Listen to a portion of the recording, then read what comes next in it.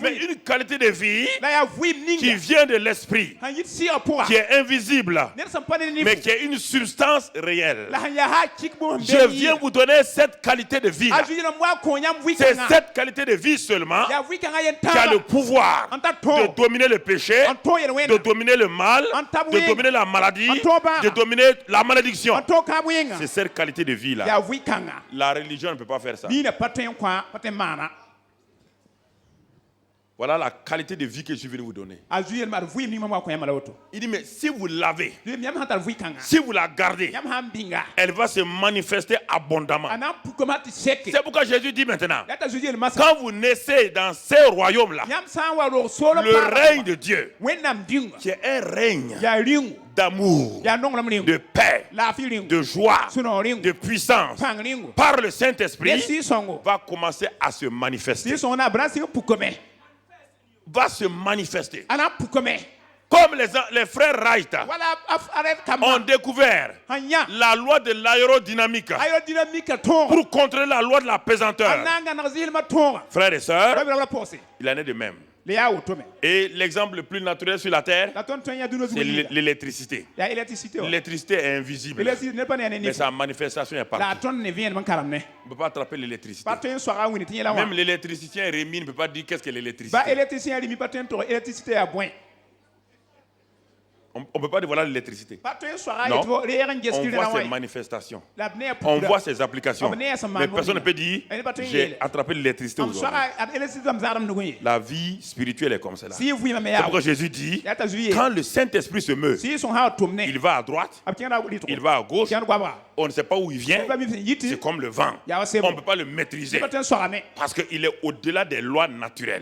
Il est au-delà des lois scientifiques. Il est au-delà des lois biologiques. Il est au-delà des lois politiques. Il est au-delà des lois économiques. Il domine. Il couvre. Il est au-dessus. Il se manifeste. Mais quand il vient dans l'homme, il apporte une qualité de vie que l'homme naturel n'a pas. Que l'homme naturel n'a pas. Alors Jésus dit à un docteur appelé Nicodème, tu es un grand enseignant. Mais Nicodème, écoute-moi. Malgré ton fait que tu veux que tu es un grand enseignant, je vais te dire une chose. Ce que je te dis là, tu ne peux pas le comprendre à ton cerveau. Voici un docteur en théologie. Voici un docteur qui enseigne tout Israël, qui ne comprend même pas qu'est-ce que la nouvelle naissance, qui ne comprend même pas qu'est-ce que c'est. Frères et sœurs, ce que je vous dis là, je peux vous le répéter. Ça fait 34 ans. Je sillonne le monde. États-Unis, Canada, France, tous les pays européens. J'ai défié jusqu'à ce jour-là des savants, atomistes, tout. C'est la réalité de Christ. Personne ne peut relever le défi. C'est pourquoi je parle avec assurance. Il n'y a pas cet homme-là. Parce que le cœur de l'homme est vide. Expliquez-moi pourquoi des milliardaires se suicident. Expliquez-moi pourquoi les pays développés, il y a tant de taux de dépression et de suicide. Regardez la qualité de vie biologique, économique qu'ils ont. Ils mangent 10 fois par jour. Ils ont les voitures. Tout. Mais regardez le taux de suicide. Regardez le taux de suicide en Suisse. Regardez le taux de suicide au Danemark. Regardez le taux de suicide. Regardez la jeunesse désœuvrée dans les pays occidentaux. Malgré le niveau de vie le plus élevé. Quand je rentre dans les maisons, des enfants comme ça sont dépressifs. Des enfants de 8-9 ans qui ne connaissent pas la vie encore, mais qui sont dans la dépression.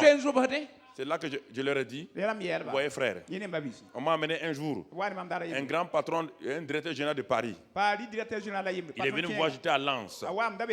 Il est venu, il me dit, ça ne va pas dans ma vie. Toute ma vie est déséquilibrée. Je suis attaqué de tous les côtés. Il dit qu'ils sont allés en Bretagne. Et là, des gens de son service sont allés prendre une poupée, le représentant lui-même. Et ils ont commencé à piquer la poupée. Et depuis ce temps-là, il a des troubles de tous les côtés. Pourtant, il ne croyait pas en Dieu. Il ne croyait pas en Dieu. Mais quand ces manifestations ont commencé, sa vie était gâchée. Donc on lui a dit que je suis à Lens, dans le Pas-de-Calais. Ce directeur général là, grand entrepreneur est venu là-bas. Je l'ai assis, je lui ai démontré. Il dit, vous êtes économiste? Je suis économiste. Je suis gestionnaire aussi. J'ai fait mes études à Toulouse. Je suis au niveau du doctorat. Mais je sais, donc vous êtes économiste, je suis économiste. Mais regardez-moi la paix que j'ai. Vous êtes chef d'entreprise, je suis chef d'entreprise. J'étais directeur général. La plus grosse société du Burkina. Malgré tout cela, pourquoi je suis tranquille? J'ai une qualité de vie en moi que vous n'avez pas. Il veut se suicider. C'est la même chose qui se passe aujourd'hui. On a trompé le monde. Actuellement, en France, la fameuse poupée de Nicolas Sarkozy. Et qu'il y a un juge qui a osé dire que c'est simplement de la rigolade.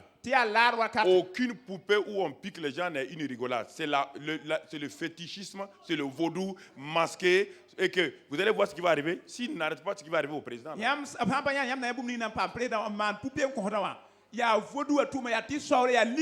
Comment tout un peuple va s'asseoir et s'amuser, prendre une poupée avec un président, commencer avec des aiguilles, on dit de prendre des aiguilles, et quand on met dans l'œil, de maudire, et vous dire que c'est amusement. Ça c'est amusement. Ça c'est amusement. Ça c'est la sorcellerie.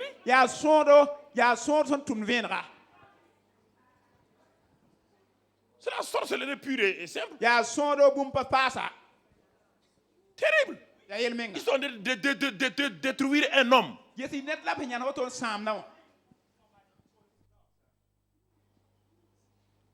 Vous entendez? Ça va passer en Afrique ici. Hein?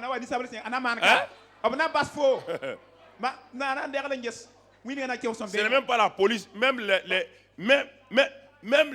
les simples citoyens vont arrêter. Réfléchissez. Pourquoi on ne s'amuse pas en faisant des dessins humoristiques sur un président?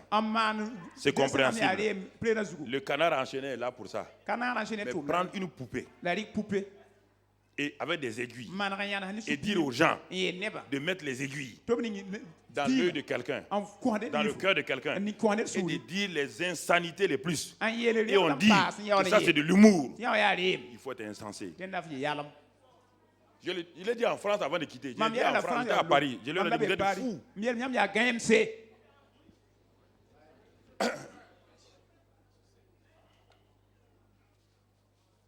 C'est ça. Parce que le monde aujourd'hui, Satan a séduit le monde. Satan a séduit. Et c'est pourquoi la présente crise financière, personne ne la domine.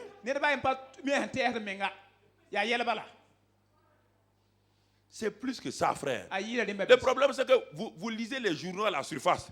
Vous ne savez pas quel est le système actuellement dirigé dans le monde pour dominer le monde. Nous avons les documents. Comment les satanistes, comment les Illuminati, tous ces grands groupes ésotériques veulent amener un crash plus que les 29, la crise de 29. Et le secrétaire général de l'ONU a déclaré: nous voulons l'homme de la situation, qui va contrôler le monde, qui va diriger le monde dans une seule unité, des religions et tout. Ça c'est la politique. Ça c'est le système antichrist qui est en chemin. Quand les chefs d'État déclarent ça maintenant comme amusement, et ils ne savent plus quoi faire, et le monde est assis, il regarde. Mais Dieu dit que ton règne vienne. Cette confrontation-là, que ton règne vienne. Comprenez? La Bible dit dans le psaume 2, Dieu a assis son trône et il rit. Il rit.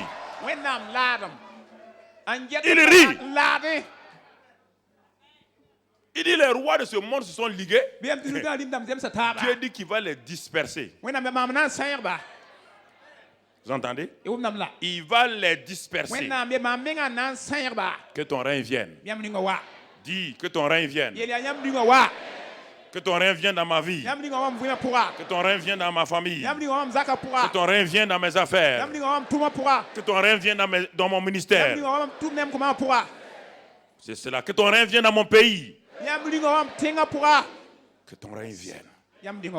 Pour que le règne de Dieu vienne, qu'est-ce qui doit se passer? Regardons l'exemple de Jésus. Comment quand Jésus a commencé à prêcher, il dit que le règne de Dieu, le royaume de Dieu est là. Comment se fait-il qu'il a pu commencer en disant que le règne de Dieu est là? En quoi? Quel était le signe? Le signe qui a permis à Jésus de dire cela.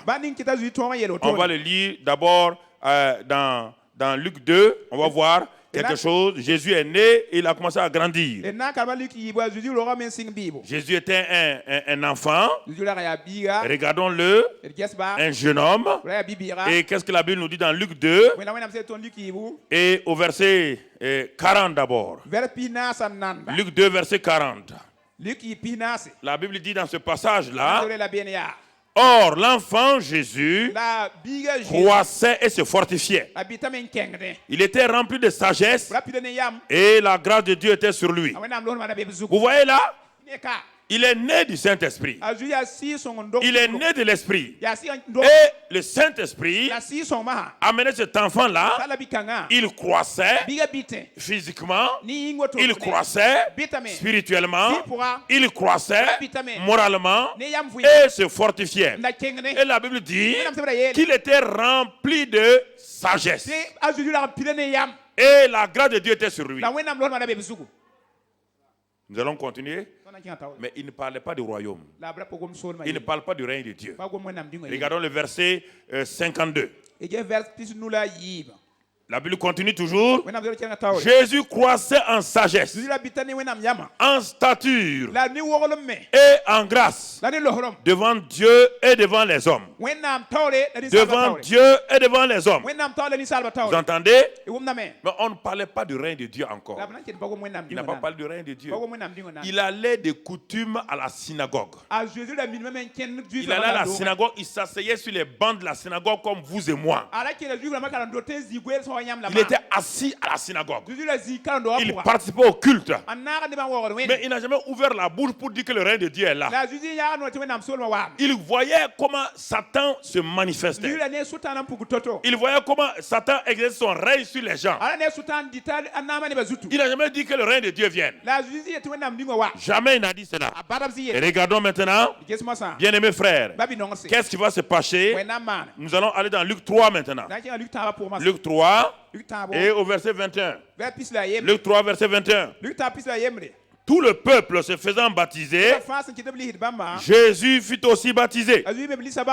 Et pendant qu'il priait, le ciel s'ouvrit. Quelque chose va commencer. Quelque chose de nouveau va commencer. Écoute-moi mon frère. Tu es un enfant de Dieu. Tu crois. Tu es né de nouveau. Mais regarde, tu ne peux pas opérer. Pourquoi? Jésus est fils de Dieu par excellence. Il est rempli de sagesse, de force. Il croissait en stature, en grâce devant Dieu et devant les hommes. Mais il n'affectait pas la vie de ceux qui étaient avec lui. La vie qu'il avait était uniquement pour sa vie d'abord. Il partait à la synagogue. Il voyait les malheureux. Il voyait les sourds. Il voyait les paralytiques. Il voyait les gens malades. Mais il ne pouvait rien faire. Pourquoi? Pourquoi, frère? C'est beaucoup de chrétiens sont comme ça. C'est beau, vous êtes devenu chrétien. C'est formidable. Oh, vous avez la paix, la joie. La grâce, la faveur de Dieu est sur vous. Oh, vous êtes content. Si vous mourrez, vous allez aller au ciel. Mais vous n'affectez personne. Vous n'impactez personne. Vous n'impactez pas les gens. Pourquoi? Le secret est là. À 30 ans, ce jeune homme de 30 ans s'avance vers le Jourdain. Quand on l'a baptisé d'eau, quand on l'a identifié à ceux pour qui il est venu pour mourir, la Bible dit quand il est sorti, il a prié. Quand il a prié, le ciel s'ouvrit. Et la suite dit, qu'est-ce qui est arrivé? Quand le ciel est ouvert, qu'est-ce qui se passe? Lis la suite. Lis la suite du verset. Et le Saint-Esprit descendit sur lui. Le ciel s'ouvrit. Et là, vous entendez? Conjonction de coordination. Tu veux dire que ce qui va suivre là dépend de l'action précédente. Tu entends? Le Saint-Esprit descendit. Quand? Comment? Pourquoi? Lorsque le ciel s'ouvrit.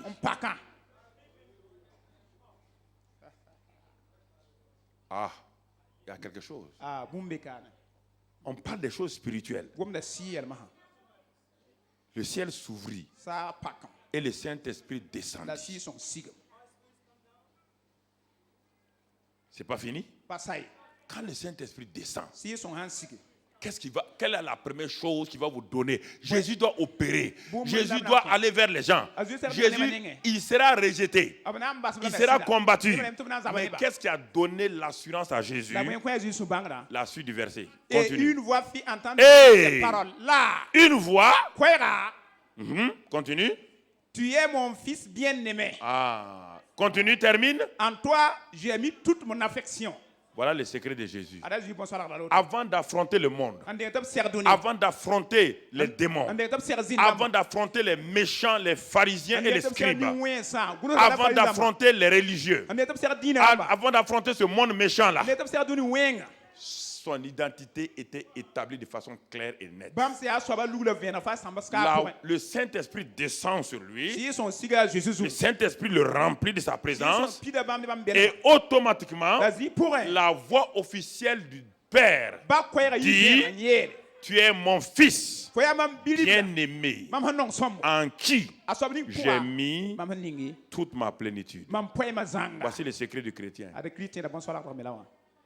Sans ça, vous allez tout le temps avoir les mots rejetés. Je suis rejeté. Personne ne m'aime. Oh, ma mère m'a rejeté. Mon mari m'a rejeté. Parce que vous n'avez pas d'assurance sur votre identité. Vous ne savez pas qui vous êtes.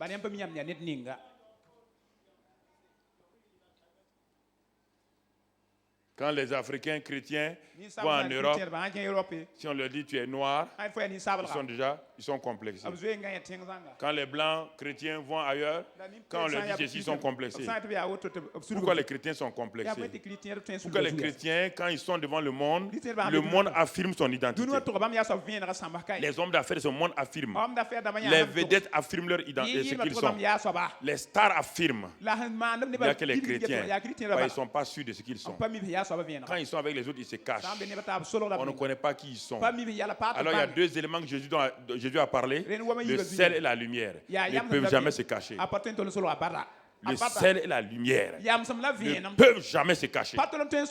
Si vous mettez le sel dans n'importe quelle sauce, si vous mettez le sel dans la sauce américaine, dans la sauce française, dans la sauce africaine, ce sel-là va affecter la sauce. C'est ça le chrétien. Le chrétien n'est pas un homme culturel. Il n'est pas un chrétien africain culturel. Il n'est pas un chrétien européen culturel. Il n'y a pas de chrétien américain, il n'y a pas de chrétien canadien, il y a un chrétien du royaume des cieux. C'est la seule qualité. N'allez pas culturaliser le christianisme. C'est un élément qui vient du ciel. Frères et sœurs, c'est un élément dans le ciel. Au ciel, frère, il n'y aura pas de chrétiens américains ici, canadiens, européens. Non, frères et sœurs, il y aura des enfants de Dieu. Mais si vous n'avez pas cette assurance dès aujourd'hui, qu'est-ce que vous allez faire? Pourquoi vous êtes complexé? Pourquoi quand vous arrivez quelque part, on dit cet homme-là, c'est le plus grand savant, pourquoi vous faites déjà salam alaikum? Jésus savait qu'il va rencontrer Hérode. Il savait qu'il va rencontrer Pilate. Il savait qu'il va rencontrer Satan. Mais avant d'aller, Jésus est dans la présence du Père. Le ciel s'ouvre. La voix du Père dit: tu es mon fils bien-aimé, en qui j'ai mis toute mon affection. Et la Bible dit que nous sommes bien-aimés en Christ. Nous avons la même dimension, la même identité. Mais pourquoi les chrétiens ne croient pas ça? Pourquoi vous battez? Est-ce que je me bats pour être un karambiri? Je suis né quoi? Est-ce que quelqu'un peut me complexer par rapport à mon nom? Est-ce que quelqu'un peut venir me dire, mais oh, que j'ai un faux karambiri? Hein? Pourquoi? Je suis né. Quand on appelle karambiri, je suis là. Même mort, je suis un. Dans l'avion, je suis un. Au WC, je suis quoi?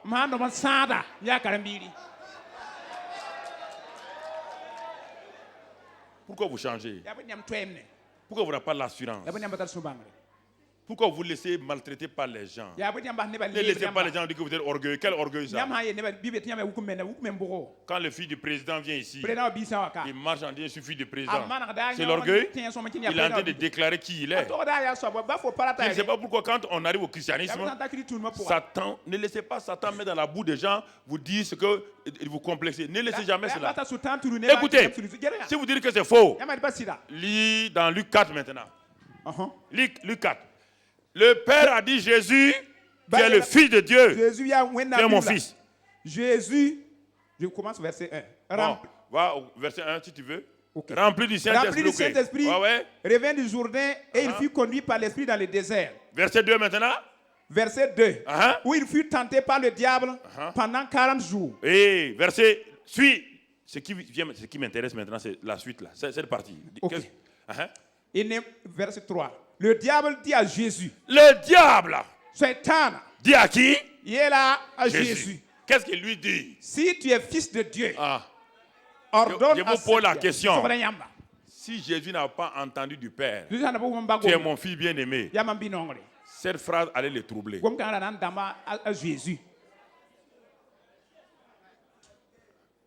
Cette phrase allait le troubler. Vous voulez démontrer que vous êtes fils de Dieu parce que vous ne croyez pas que vous l'êtes. Satan dit à Jésus, pour prouver que tu es fils de Dieu, démontre-le.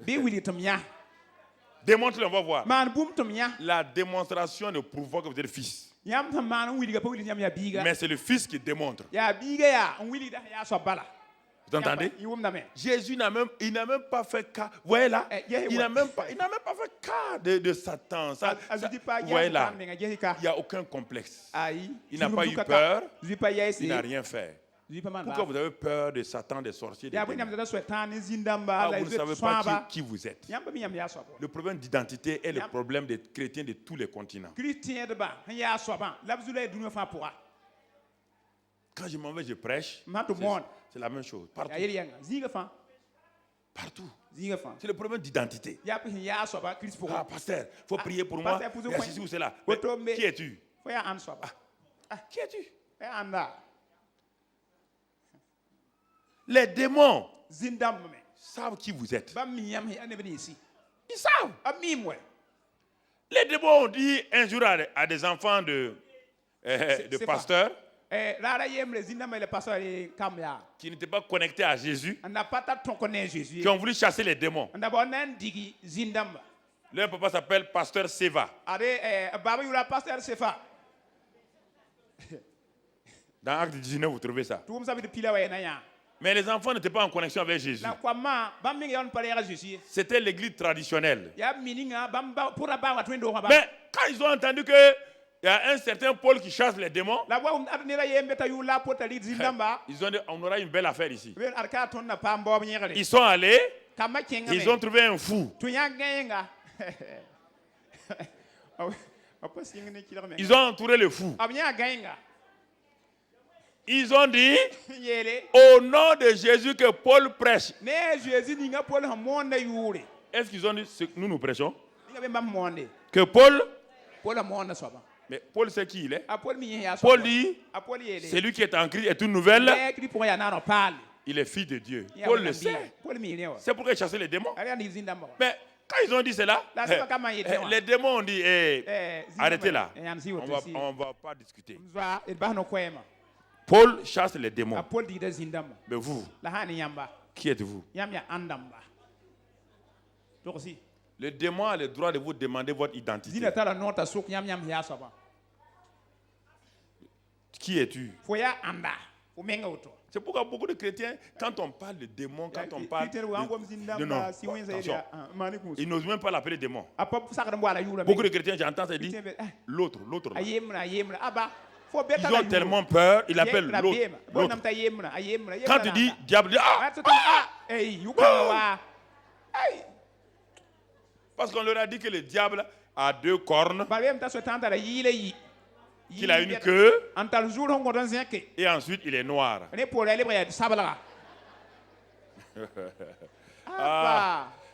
C'est ça qu'on appelle la domination mentale sur les gens. Si le diable est noir, donc tout ce qui est noir est quoi?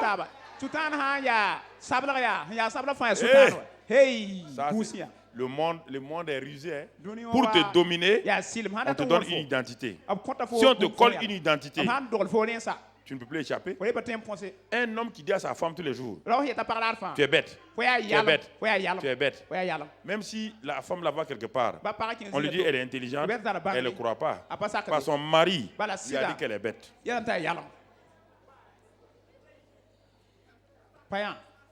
La domination. Ce sont ceux qui ont la connaissance qui dominent les autres. Le diable, il vient du ciel. Quand il a chuté là, il n'y a pas de peau là-bas. Le diable n'a pas de peau. C'est un esprit. Un esprit n'a pas de peau. Tu comprends? La Bible dit même qu'il apparaît parfois comme un ange de lumière. C'est ça qui fait qu'il trompe les gens. C'est pourquoi en Afrique, le diable a compris ça. Comme il a compris ça, en Afrique, il se présente comme des choses noires. Mais en Europe, il se présente comme un gentleman en cravate. Et les Européens le saluent. Ils disent, voici un... Ils ne savent pas que c'est le diable.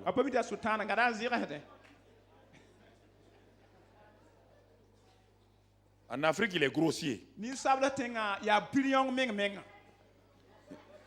est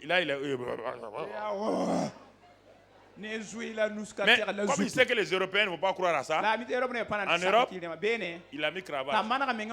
Et puis il a une malle. Homme d'affaires. Mais il a le même résultat partout. Il rentre dans les maisons et détruit les maisons. C'est ça le problème des gens. Il est venu à Jésus. Vous voyez? Cela veut dire que quand le ciel s'ouvre sur vous, attendez-vous à être attaqué par le diable. Préparez-vous à manifester votre identité sans complexe, sans orgueil, mais avec fermeté et assurance. Fermeté et assurance. Fermeté et assurance.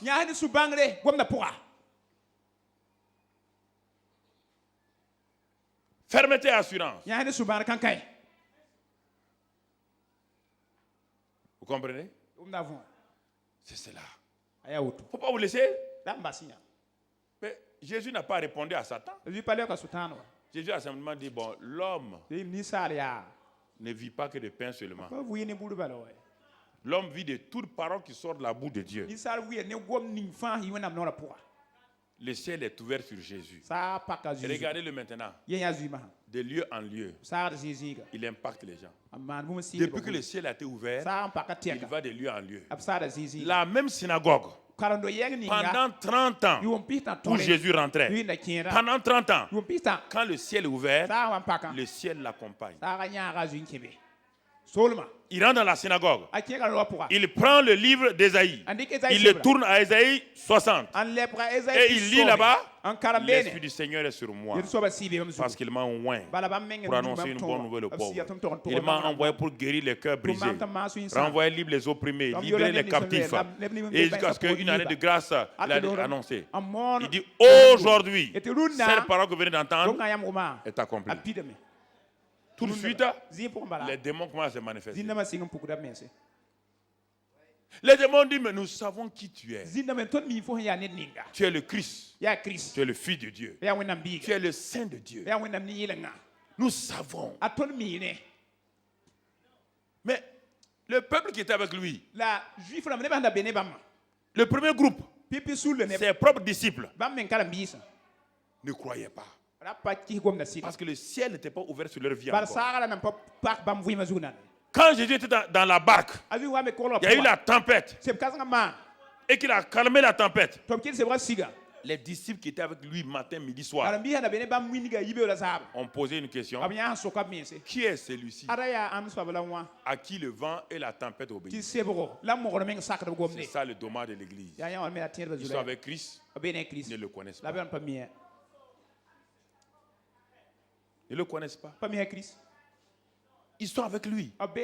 Mais si vous lisez le même passage, plus loin seulement, Jésus arrive à Génézareth. Quand il quitte la tempête, la barque là, il a mis les pieds sur le sol de Génézareth. Et dès qu'il sort, il y a un démoniaque qui est devant lui. Le démon, lui, il crie. Il y a 5 minutes, ses disciples ont dit, qui est celui-ci-là à qui le vent obéisse? 5 minutes plus tard, un démon crie, tu es le Christ, tu es le Fils. Les démons connaissent Christ plus que les chrétiens. C'est terrible, hein? Les démons le connaissent plus que toi. Tu n'as qu'un Christ mental et psychique. Tu n'as qu'un Christ intellectuel. Un Christ dans la Bible là, le Christ historique. Non, le Christ historique. Dans l'histoire. Comme Napoléon. Comme Charlemagne. Comme Saint-Louis. Comme Samori. Tu as un Christ comme ça. Oui, je crois. Il a existé. Mais quelle est sa réalité aujourd'hui dans ta vie? Quelle est sa réalité? Quel est son impact dans ta vie? Tu es chrétien. Tu as une vie double. Une vie à l'église, une autre vie dans la société. On appelle ça des schizophrènes.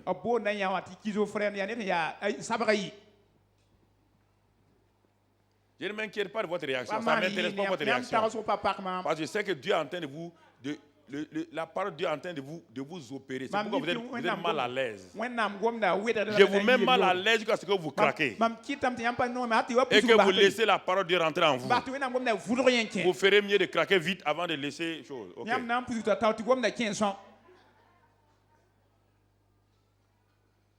Schizophrénie. Deux personnalités.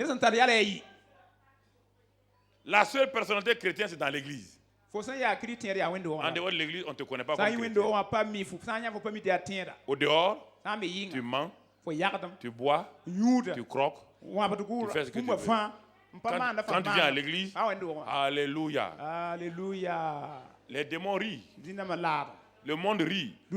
C'est pourquoi l'église qui a été placée comme la lampe. La lampe dans le quartier n'éclaire pas le quartier. C'est pourquoi chaque dimanche, les gens du quartier passent devant les églises. Pas devant les églises. Ils ne s'arrêtent pas. Mais les gens du monde, quand ils passent devant un bar, ils s'arrêtent. Il dit viens, on va se rafraîchir. Ils sont dans le bar et boivent. Quand ils vont dans une boutique, ils disent viens. Il y a quelque chose qu'on doit acheter ici. Mais pourquoi ils ne s'arrêtent pas à l'église? L'église ne leur donne rien.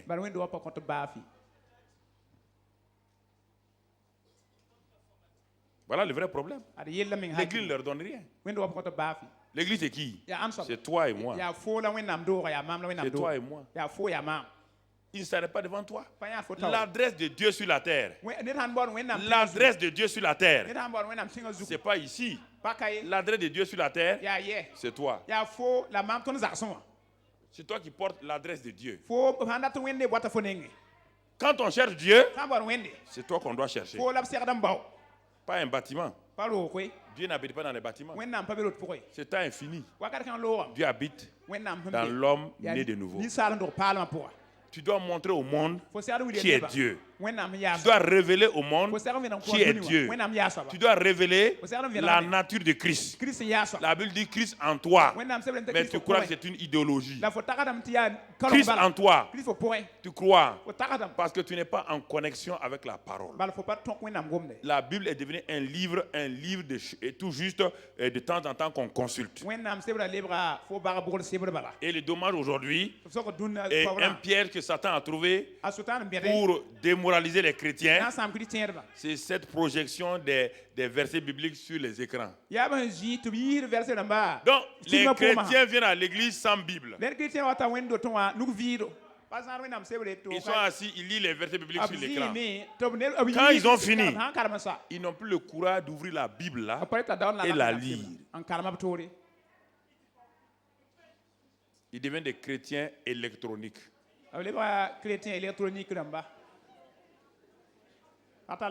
Chrétiens électroniques. Ils ne connaissent les versets bibliques qui sont projetés sur l'écran. Mais ils refusent que leur cœur soit l'écran de Dieu. Quand on allait à l'école, est-ce qu'un étudiant va sans cahier, sans bic à l'école? On te fait sortir de la classe. Si vous voulez respecter Dieu, quand vous venez dans l'église, amenez une Bible. C'est une manière de respecter, d'honorer Dieu. Je vous dis ça avec amour, mais je vous le dis fermement.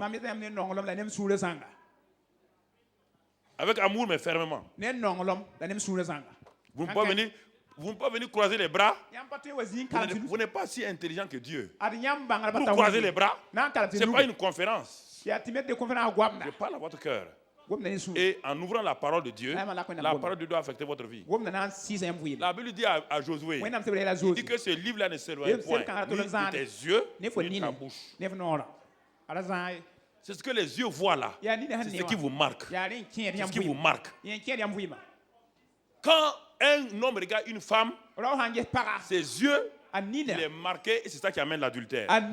Quand un homme regarde la parole de Dieu, la parole de Dieu est un miroir.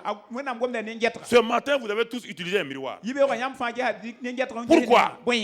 Parce que le miroir vous parle. Le miroir vous a parlé ce matin. Le miroir vous a dit, Madame, vous êtes mal peignée. Vos cheveux sont éparpillés. Il y a la saleté sur votre visage. Le miroir, vous l'avez regardé. Et vous avez plongé votre main dans l'eau pour nettoyer votre visage. Vous avez pris le peigne. Le miroir a dit, peins-toi comme ça. Le miroir a dit, essuie ça. Le miroir a dit, fais comme ça. Tu as obéi. Alors que la Bible est le miroir. Si tu refuses de regarder le miroir de Dieu, comment tu vas te reconnaître?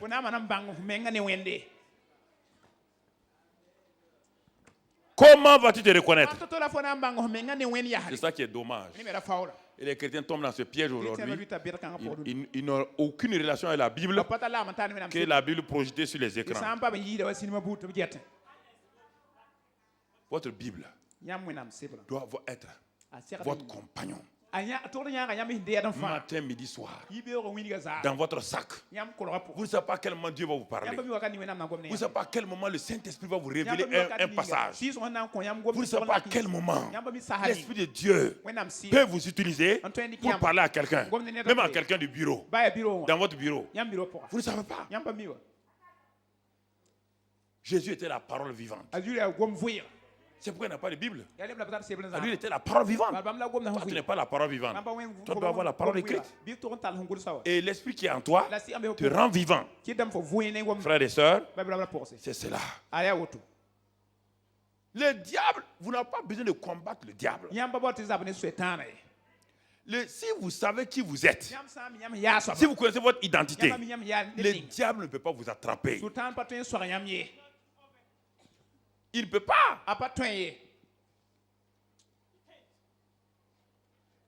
Regardez-le avec Jésus. Quand il a fini, Jésus a continué sa route. Frères et sœurs.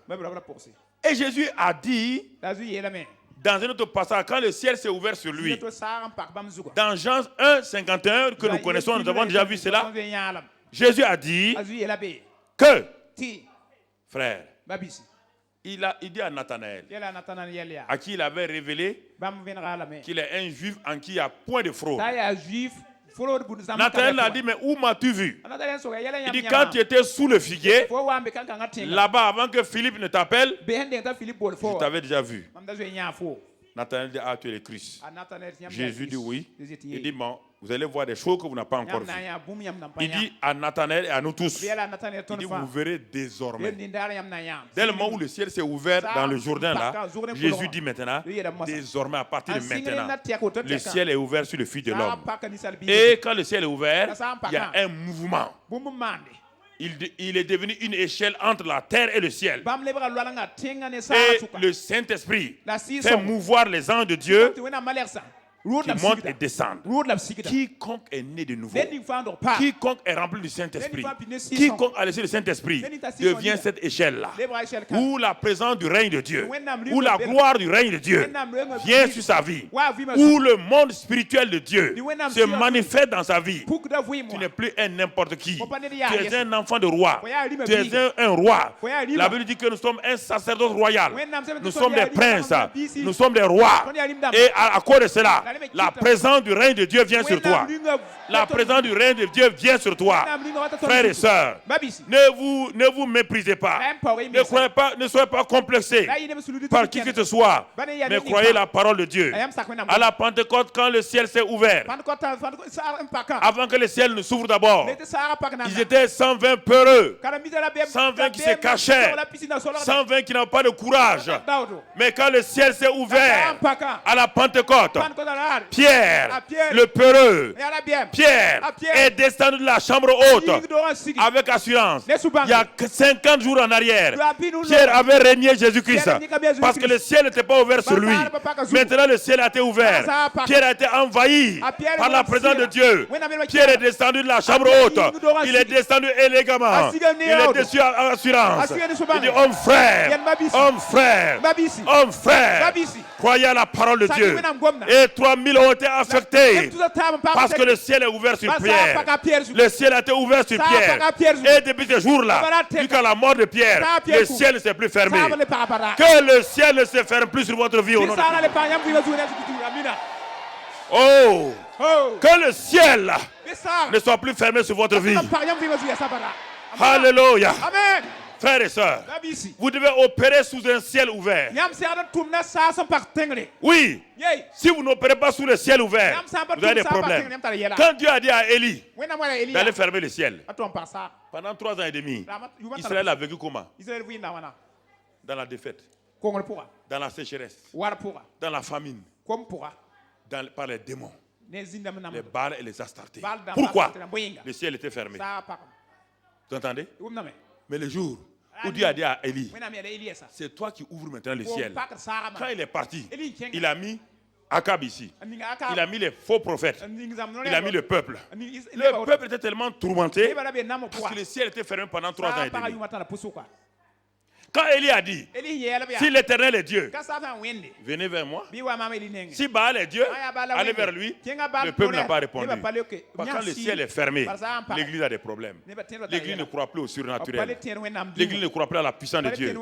L'Église cherche les magiciens, les francs-maçons, les ésotériques, le nouvel âge, le yoga. L'Église se nourrit de ces choses-là. Et ça détruit les gens. C'est ça. Parce que le ciel est fermé. Si le ciel est fermé, vous voulez qu'ils aillent où? L'homme est né pour avoir le surnaturel. Dans le cœur de l'homme, il y a une pensée de l'éternité. Le surnaturel, ce n'est pas des choses magiques.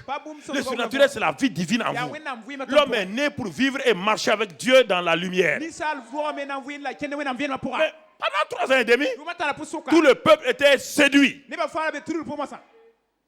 Le vrai prophète est venu. Quand il a commencé à prêcher, le peuple n'a pas répondu. Mais Élie est étonné. Tout un peuple, le peuple de Dieu. On leur dit, si l'Éternel est Dieu de venir, personne n'a bougé. C'est ça la situation de l'Église aujourd'hui. Pourquoi tu ne crois pas? Tu ne crois pas parce que tu as été séduit il y a longtemps. Satan a aveuglé ta pensée. Tu ne crois plus que Dieu est réel.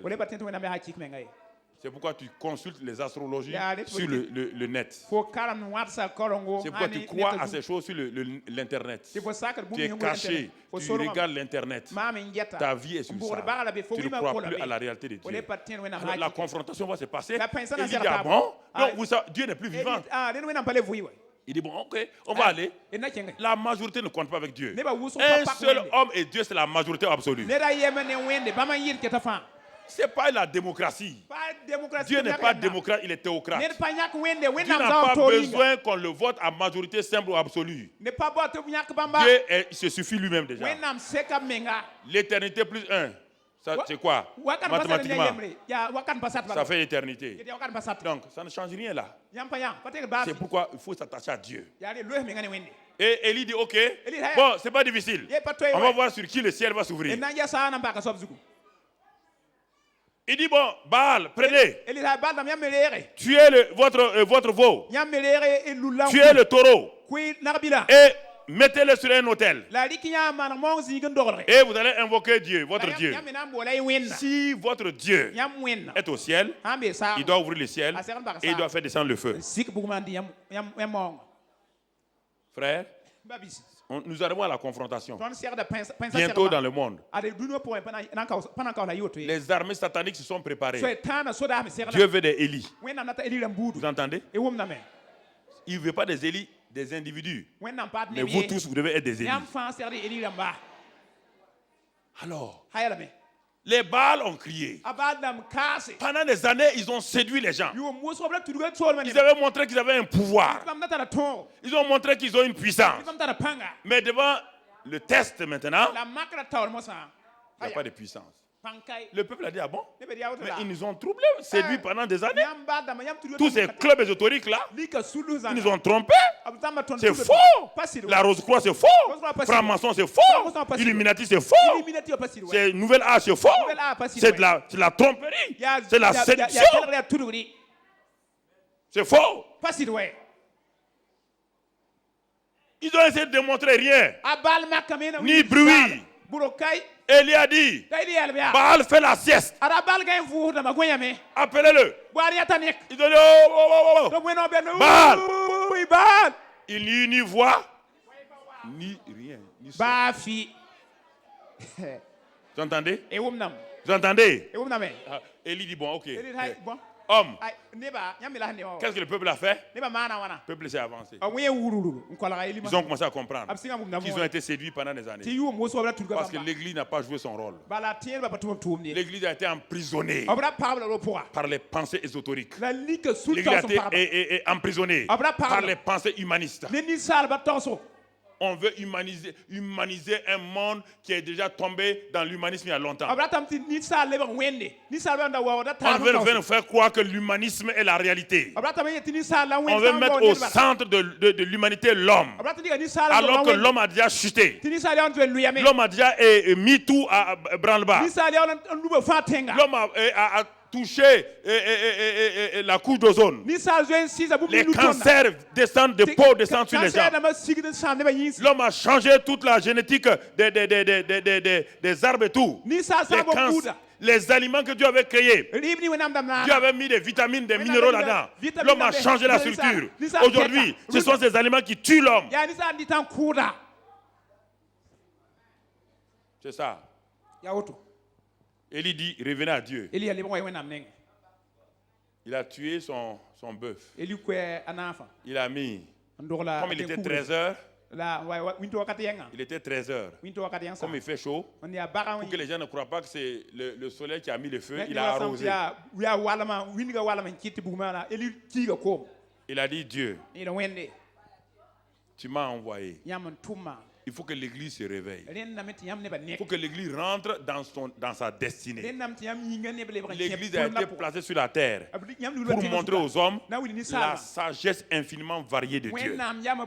L'Église a été placée là. Le monde cherche la réalité des fils de Dieu. Le monde a soif et faim. Pas de chrétiens. Le monde a déjà vomi les chrétiens à longtemps. Le monde n'a pas besoin de chrétiens.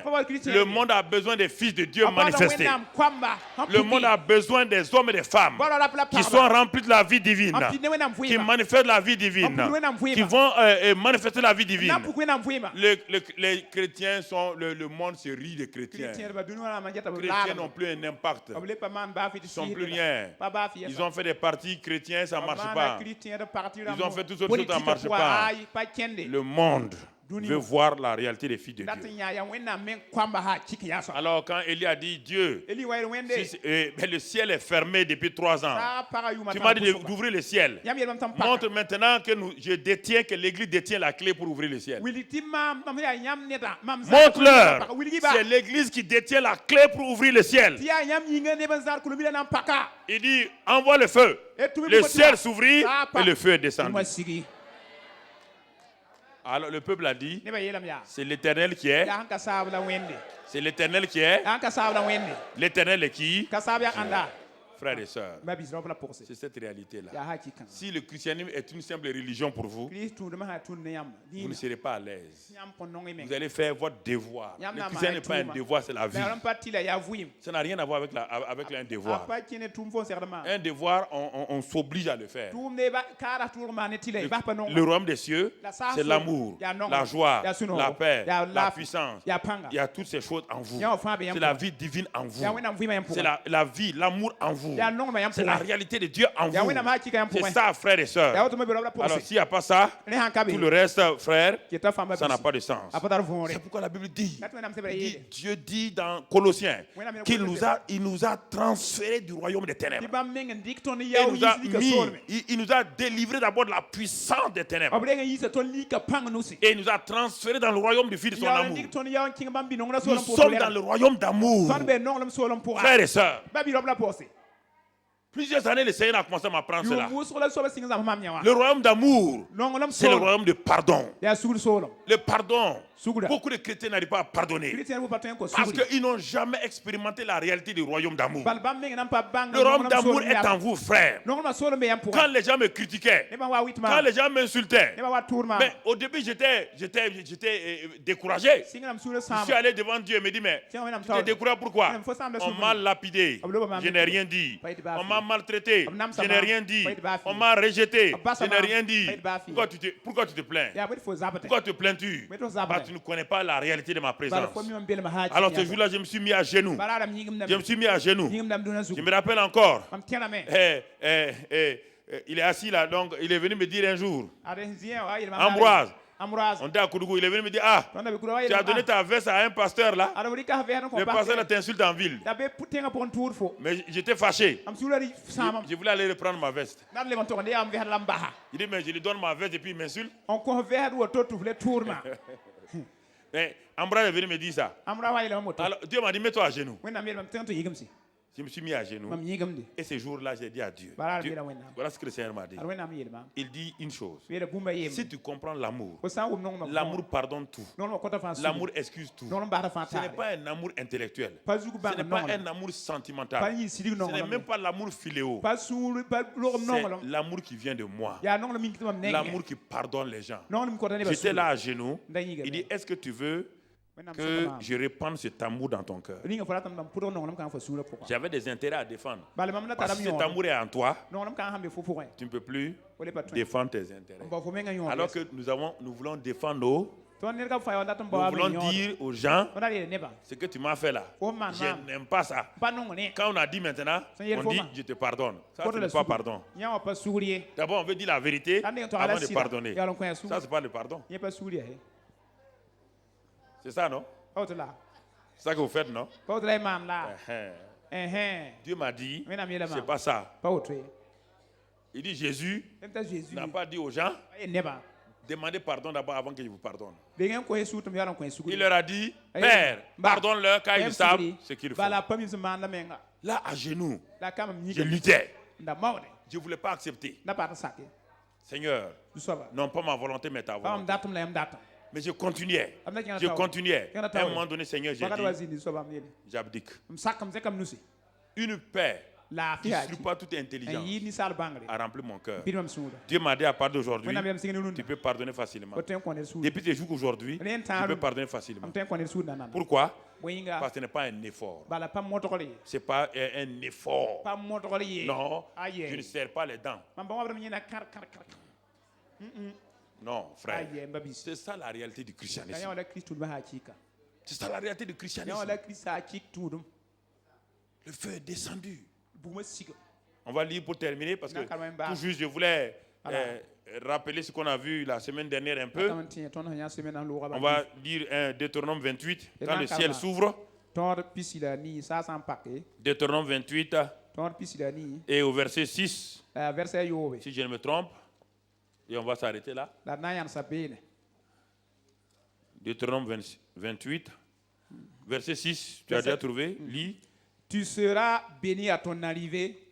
Et tu seras béni. Non, verset 12 en particulier. Verset 12. Verset 12. L'Éternel t'ouvrira son bon trésor, le ciel. L'Éternel t'ouvrira son bon trésor. Le quoi? Le ciel est un quoi? Non, le ciel est un quoi? Bon. Mais si le ciel est un bon trésor et que le ciel est fermé sur toi, est-ce que tu auras le trésor? L'Éternel, ton Dieu, t'ouvrira le bon trésor, le ciel. Oui. Pour envoyer à ton pays. Pour envoyer à ton pays. La pluie en son temps. Ouais, là. Et pour bénir le travail de tes mains. C'est le résumé du verset 1 jusqu'au verset 14. Si tu prends ça maintenant, le verset 1. Verset 2. Ce sont ces bénédictions-là. Lis-les rapidement, on va terminer. Si le ciel est ouvert, le bon trésor, regarde ce que le ciel contient pour toi. Regarde ce que le ciel contient. Dieu, si tu verset 2, verset 2. Voici toutes les bénédictions qui se répandront sur toi. Les bénédictions qui sont où? Dans le ciel. Mais le ciel, là, c'est pas là où Dieu est assis, là-haut. C'est le royaume des cieux qui est déjà ici sur la terre. Tu comprends? Lis. Et qui seront ton partage. Lorsque tu obéiras à la voix de l'Éternel, ton Dieu, tu seras béni dans la ville et tu seras béni dans les champs. Écoutez maintenant. Quand le ciel est ouvert sur vous, quand le ciel est ouvert, c'est ça qui se passe. Mais pourquoi beaucoup de chrétiens? Parce qu'ils ne sont pas conscients. Ils ont l'ignorance. Ils ne comprennent pas comment le royaume des cieux fonctionne. Et c'est dommage. J'ai vu des pasteurs. Ils font des jeûnes, ils sont découragés. Il dit, mais qu'est-ce qu'il y a, mon frère? Il dit, on a jeûné. Oui, c'est bien. Mais est-ce que d'abord, le ciel est ouvert sur toi? Est-ce que tu es conscient de ça? Il dit, dans la ville, tu seras béni. Dans les champs. C'est-à-dire, il parle, la bénédiction est pour les citadins des grandes villes, comme aussi pour qui? Ouais, donc, cela veut dire que si un chrétien est même dans un plus petit village, si le ciel est ouvert, il est aussi béni que ceux de la grande ville. Vous entendez là? Dieu ne fait point exception de quelqu'un. Dieu n'a pas dit que lui bénit les gens de la ville de Ouagadougou et il refuse de bénir les gens de la brousse. Non, frère. Quand le ciel est ouvert, quand il pleut à Ouaga, il pleut où aussi? Il pleut au village. Ça, c'est sur le plan naturel. Nous acceptons ces choses naturelles là. Le ciel est ouvert. Continue. Deuxième. Le fruit de tes entrailles. Le fruit de tes entrailles. Le fruit de ton sol. De ton sol. Le fruit de tes troupeaux. Vous voyez là? Les portées de ton gros et ton menu bétail. Toutes ces choses seront bénies. Regardez, frère. Dieu, le sol, l'agriculture. Dieu a donné ça pour que nous soyons bénis. Et aujourd'hui, c'est l'agriculture qui nous crée des problèmes. Et c'est pourquoi on développe maintenant ce qu'on appelle les bio. Dieu avait donné un bio général. Maintenant, le bio, c'est pour les riches. C'est pas normal. C'est pas normal. Que ce soit ceux qui ont l'argent, qui peuvent avoir les produits bio, et les pauvres continuent à mourir. Parce que l'homme a perverti tout. Quand le ciel est ouvert, le sol, si tu es agriculteur, si tu es fermier, si tu es éleveur, il te dit, tout est béni. Continue, frère. Ta corbeille et ta huche seront bénies. Ta corbeille, ta huche. Chaque jour, c'est quoi? Ton frigidaire. Ton armoire. C'est ça, corbeille. À leur temps, c'était corbeille. Vous ne croyez pas ça? Vous voulez être des chrétiens? PPP. Pauvres petits pécheurs.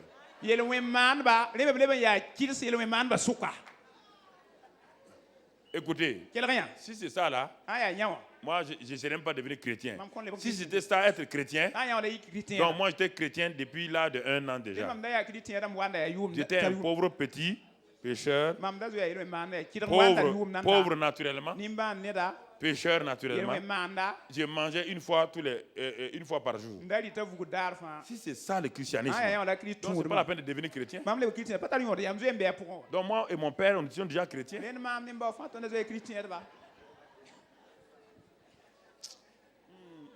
On était déjà des chrétiens. Il n'y a même pas de chair chez moi. Là où je suis né là. On mangeait le riz seulement. Hein. Des fêtes, les grandes fêtes. Les macaronis étaient des macaronis. Quand on va chez les voisins là, ce qu'ils mangent là, nous on ramasse le lait macaroni, on mange. Écoutez-moi, si c'est ça être chrétien, c'est ça ce que vous appelez humilité là, je prie que vous retournez là-bas. Vous partez prendre ma place là-bas. Si c'est ça que vous appelez chrétien souffrir là, moi je souffre là, vous êtes ignorant. Ignorant. Ignorant. Vous ne voulez pas accepter, vous savez, vous ne voulez pas accepter la réalité de Dieu.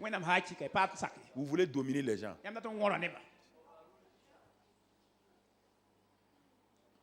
C'est ça. Vous voulez que les gens accourent pour vous demander.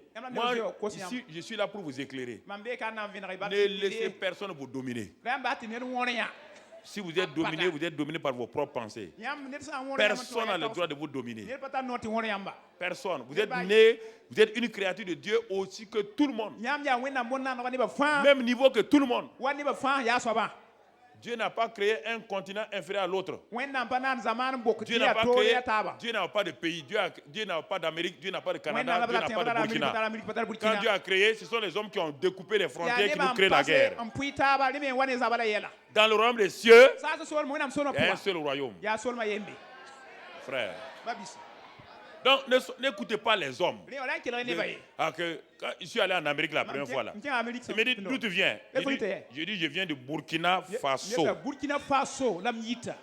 Il dit, c'est le pays de l'homme intègre. Il y a un qui veut me dire, c'est le pays pauvre. Il dit pauvre. C'est toi qui l'as rendu pauvre. Non, non, j'ai dit aux Américains, il ne faut pas jouer avec moi. Pas jouer avec moi. À la fin, il m'appelait The Integrity Man.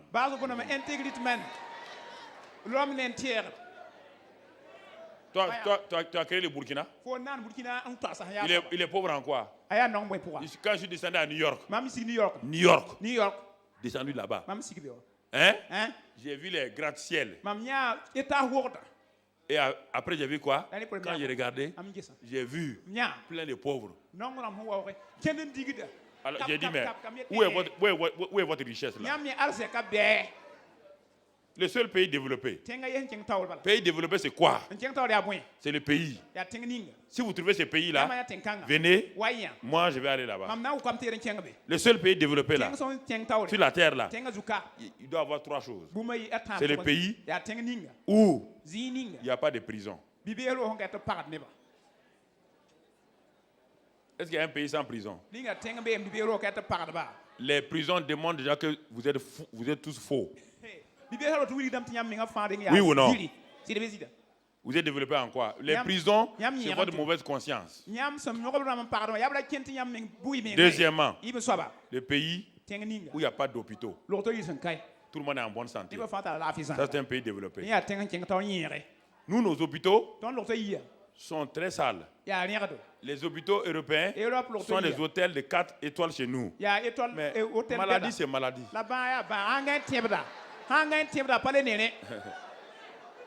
Troisième, Un pays développé, c'est quoi? C'est un pays où personne ne meurt. Où il n'y a pas de cimetière.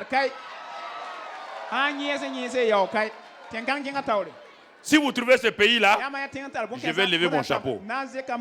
Un pays, il n'y a pas de cimetière, il n'y a pas d'hôpitaux, il n'y a pas de prison. C'est un pays développé. Ce pays-là, c'est le ciel.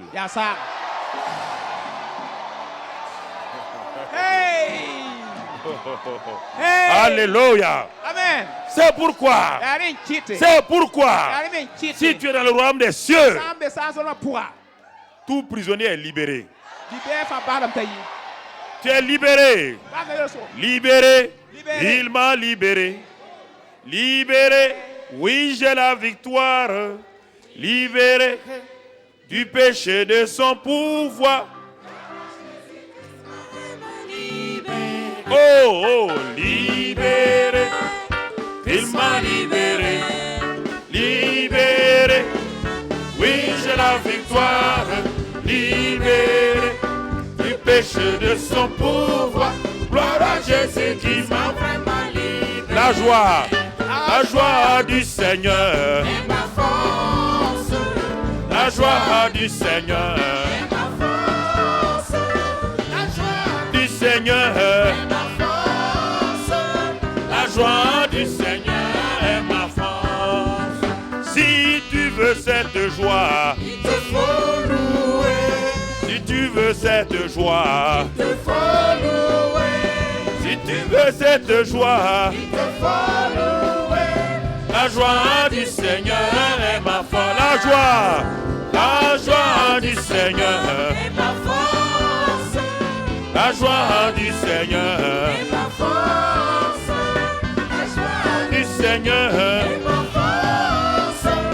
La joie du Seigneur est ma force. Sauter, si tu veux cette joie, il te faut sauter. Si tu veux cette joie, il te faut sauter. Si tu veux cette joie, il te faut sauter. La joie du Seigneur est ma force. Oh, la joie du Seigneur est ma force. La joie du Seigneur est ma force. La joie du Seigneur est ma force. La joie du Seigneur est ma force. Danser, si tu veux cette joie, il te faut danser. Si tu veux cette joie, il te faut danser. Si tu veux cette joie, il te faut danser. La joie du Seigneur est ma force. La joie du Seigneur est ma force. La joie du Seigneur est ma force. La joie du Seigneur est ma force. La joie du Seigneur est ma force. Criez, criez. Si tu veux cette joie, il te faut crier. Si tu veux cette joie, il te faut crier. Si tu veux cette joie, il te faut crier. La joie du Seigneur est ma force. Oh, la joie du Seigneur est ma force. La joie du Seigneur est ma force. La joie du Seigneur est ma force. La joie du Seigneur est ma force. Oh, libéré. Il m'a libéré. Oh, libéré. Vive la victoire. Libéré. Le péché de son pouvoir. Gloire à Jésus qui m'a vraiment libéré. Oh, libéré. Laisse-moi libéré. Libéré. Oui, j'ai la victoire. Libéré. Du péché de son pouvoir. Gloire à Jésus qui m'a vraiment libéré. Oh, libéré. Laisse-moi libéré. Libéré. Oui, j'ai la victoire. Libéré. Du péché de son pouvoir. Gloire à Jésus qui m'a vraiment libéré.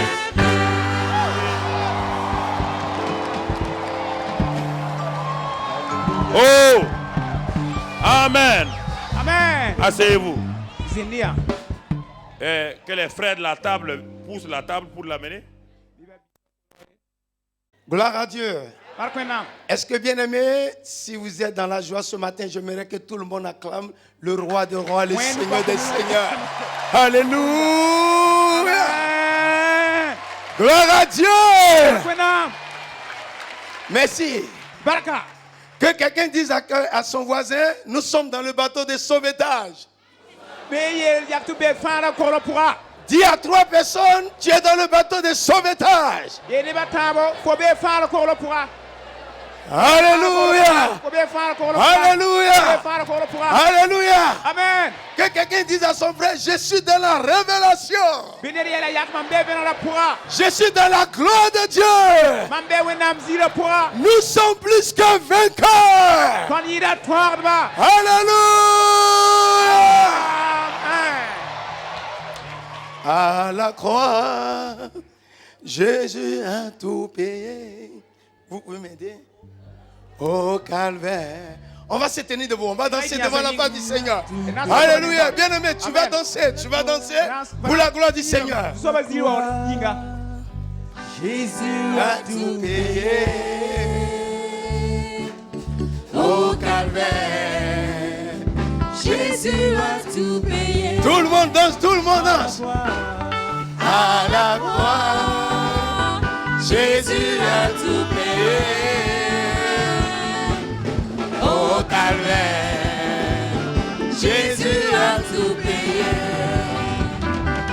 Oh, à la croix, Jésus a manifesté son amour. Alléluia. Au calvaire, Jésus a tout payé. À la croix, Jésus a tout payé. Au calvaire, Jésus a tout payé. Merci. Bien-aimés, je vous salue tous dans le nom précieux de notre Père Jésus-Christ. Avant de commencer, je vous présente ma très chère épouse, Madame Luku.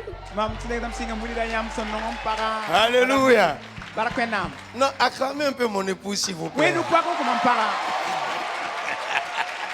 Merci, bien-aimé, merci. Je voulais inviter le pasteur Incho, le missionnaire de la Côte d'Ivoire. Il m'a beaucoup soutenu, c'est un grand frère avec qui nous sommes à Abidjan.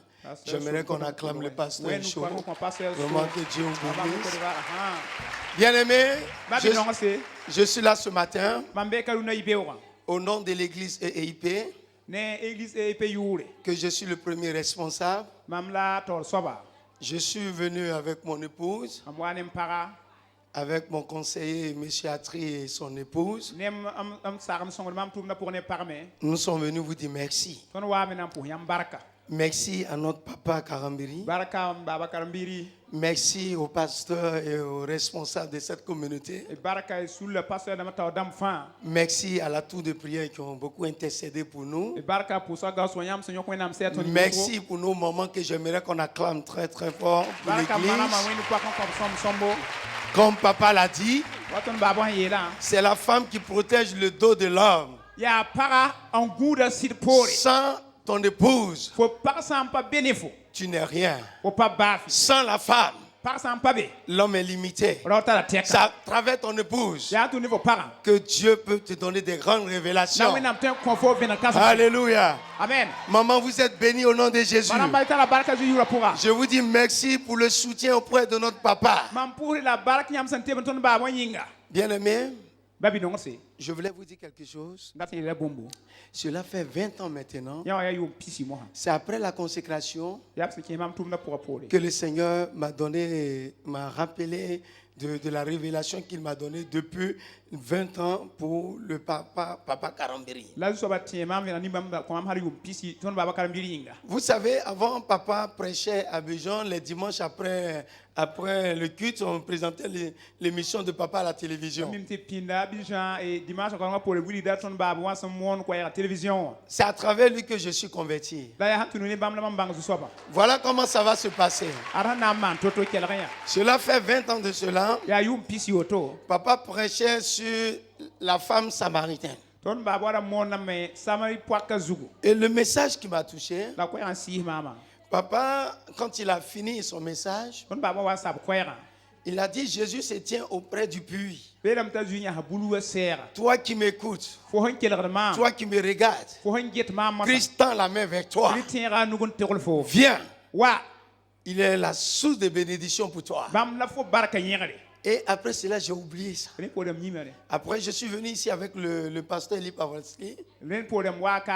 Mais je n'ai pas pensé à ça. Et je voulais vous dire, mes frères et sœurs, après la consécration, pendant une semaine, j'avais la migraine. J'avais pris des médicaments. J'ai pris l'eau d'onction. Je me suis imposé la main. J'ai dit à mon épouse, je ne sais pas, je perds un peu le contrôle, je ne sais pas. Je ne sais pas où je me trouve. Ma tête chauffe, mais je ne suis pas malade. Comme papa m'a dit, je suis allé devant la face du Seigneur. Je lui ai dit, Seigneur, ça fait une semaine de cela. Ton serviteur m'a consacré. Et je ne me retrouve pas. Vous savez ce que le Seigneur m'a dit? Le Seigneur dit, la main de mon serviteur, c'est ma main. Je suis là en train de transformer quelque chose dans ta tête. Tout ce qui n'est pas de ma gloire sera ôté. Et ne prends plus de médicaments, reste tranquille. Moi-même, Dieu, je vais enlever cette douleur. Et la douleur a été disparue au nom de Jésus. Alléluia. Bien-aimé, je voulais vous dire quelque chose. Avant de donner le micro à mon épouse, vous êtes à la bonne place.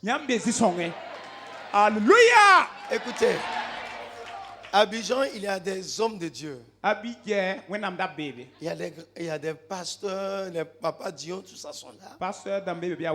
Mon formateur, papa l'a vu. J'ai prié le Seigneur. Le Seigneur m'a donné la révélation sur papa. Et je suis venu ici. Je lui ai dit, papa, ça fait 7 ans que nous sommes dans le ministère. Et l'église en a au moins 600 ou 700 membres. Nous cherchons un manteau spirituel. Le Saint-Esprit m'a conduit vers vous. Et papa m'a dit, bon, va, je vais prier. Et je vais demander au Seigneur si c'est de sa volonté. Et le Seigneur a touché le cœur de son serviteur. Bien-aimé, ce n'est pas en vain que je suis là. Si je prends l'avion de la Côte d'Ivoire et je laisse le peuple de Dieu à Abidjan, que je suis parmi vous, j'ai une révélation et j'ai une vision envers votre Père. Si vous ne prenez pas cette bénédiction, moi et mon épouse et l'église, nous allons tout prendre. Et nous allons prendre papa pour partir. Alléluia. Amen. Vraiment, avec les papas, les doigts. Mais nous allons prendre un peu. Nous allons prendre un peu. Nous prenons un peu. Et puis la grande partie est pour vous. Alléluia. Cette nuit, le Seigneur m'a donné une vision. J'étais assis là, je lui ai dit, parle. J'ai dit, non Seigneur, je vais voir papa d'abord. Je me suis levé pendant que j'intercédais. Le Seigneur m'a montré un grand temple. Comme la basilique de Yamoussoukro. Avec une coupole en haut. Et devant le temple, et on m'a montré en écriture, j'ai vu la joie, la paix et l'amour. Le Seigneur me dit, tu as vu ce temple? Elle est encore invisible. Et j'ai vu que la cour était goudronnée.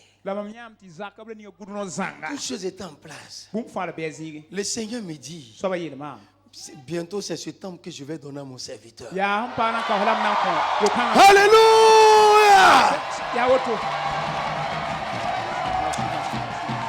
Bien-aimé, acclamons le Seigneur!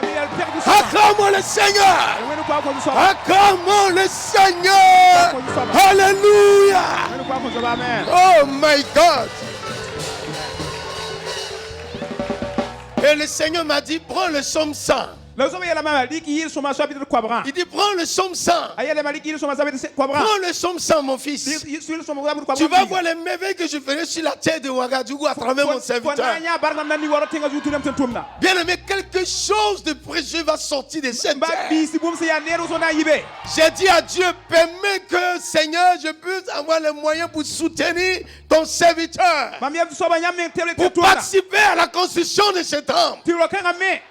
Lis le psaume 100. Poussez vers l'Éternel des cris de joie.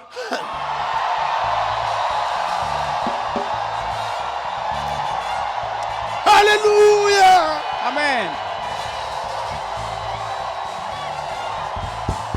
Okay.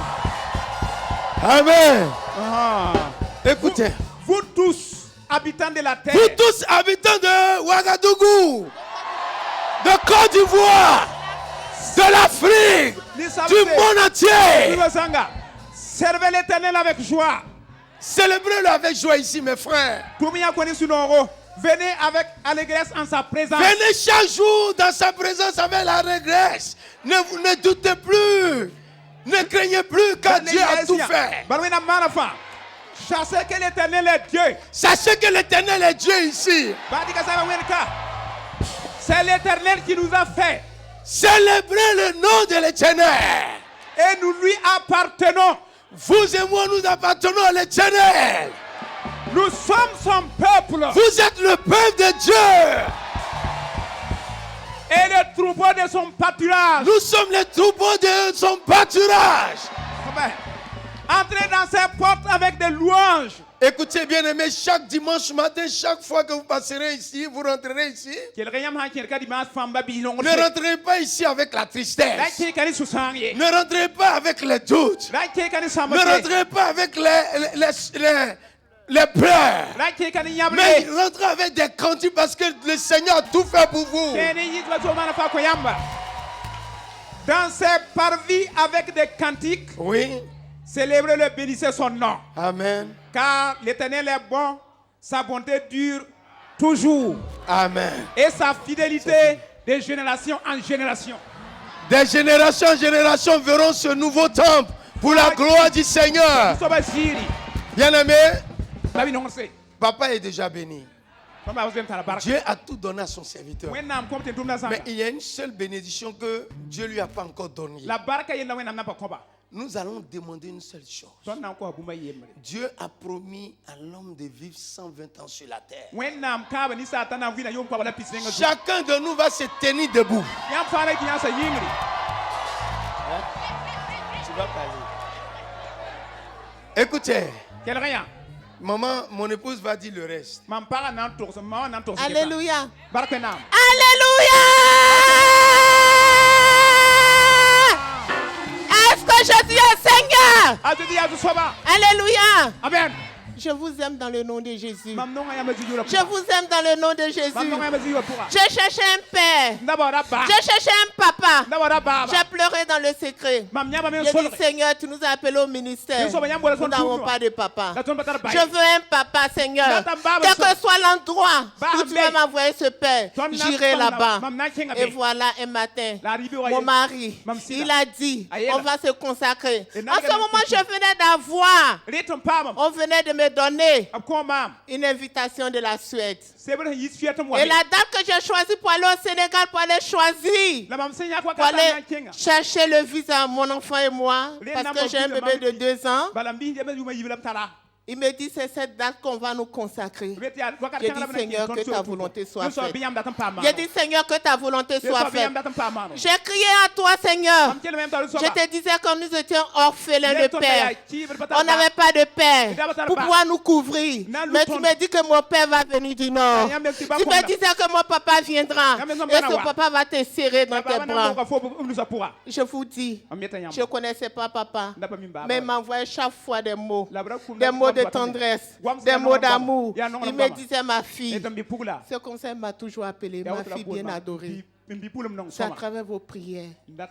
Je sais que j'ai des sœurs ici. Je sais que j'ai des mamans ici. Je sais que j'ai des grands frères. Je sais que j'ai des papas ici. Je vous aime. Quand j'ai mis les pieds ici, ma joie était grande.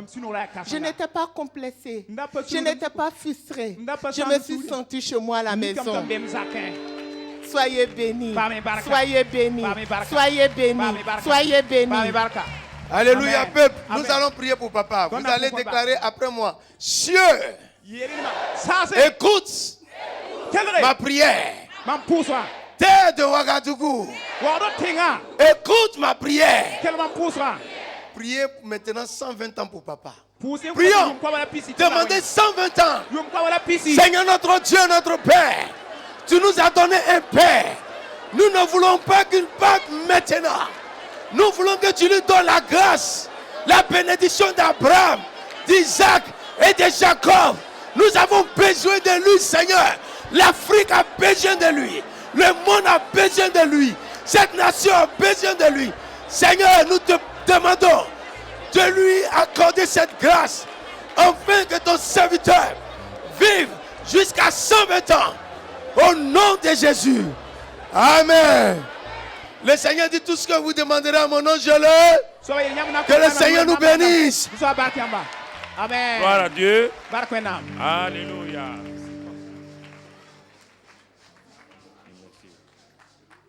Voilà. Salut.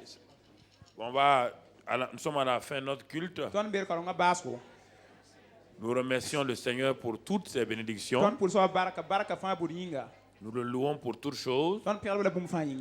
Et je crois que toute chose, révélation, doit confirmer ce qui précède. Est-ce qu'il est au courant qu'on doit faire le temple de 10 000 places? Est-ce qu'il est au courant de tout ça? Comme il l'a décrit là, peut-être il l'a décrit, donc il n'est pas au courant de ça. Mais, donc, si le Seigneur lui a montré cela, nous remercions le Père. Nous bénissons le Père.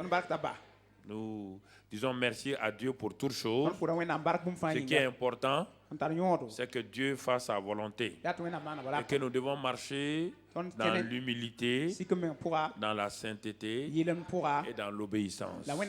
Si nous marchons dans ça, Dieu va manifester sa gloire. Nous vous apprécions tous ici ce matin.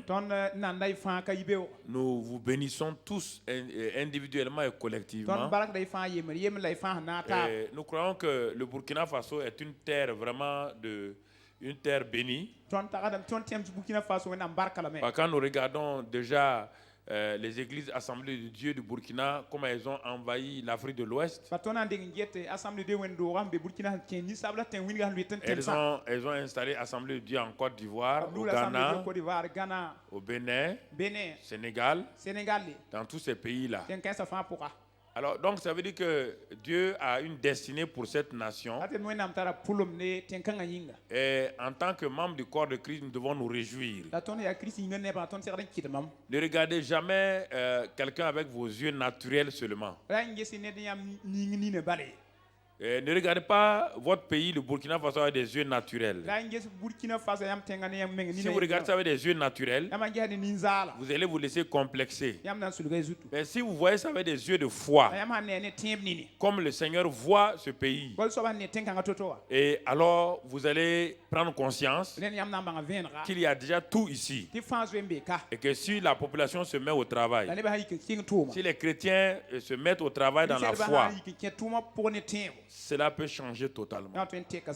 Changer non pas pour que nous soyons des riches entre guillemets, pour que la paix de Dieu règne dans la nation, que la connaissance de Christ soit amplifiée et que le royaume de Dieu impacte réellement cette nation-là.